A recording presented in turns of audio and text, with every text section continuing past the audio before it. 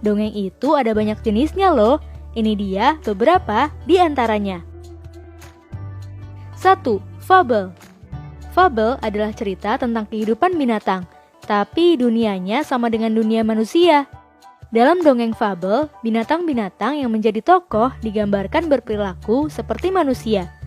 Misalnya berbicara, berpikir, sekolah, bekerja, dan melakukan aktivitas lainnya.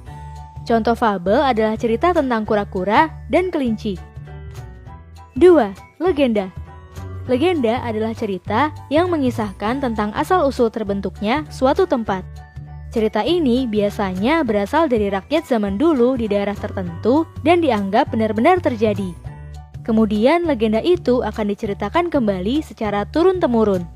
Contoh legenda adalah asal-usul terjadinya Gunung Tangkuban Perahu.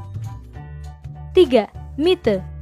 Mite adalah cerita yang berasal dari rakyat di suatu daerah tertentu. Berbeda dengan legenda, mite biasanya menceritakan tentang tokoh-tokoh gaib, misalnya dewa, peri, atau bahkan hantu. Contoh mite adalah cerita tentang Nyi Roro Kidul dari Yogyakarta. 4. Sage.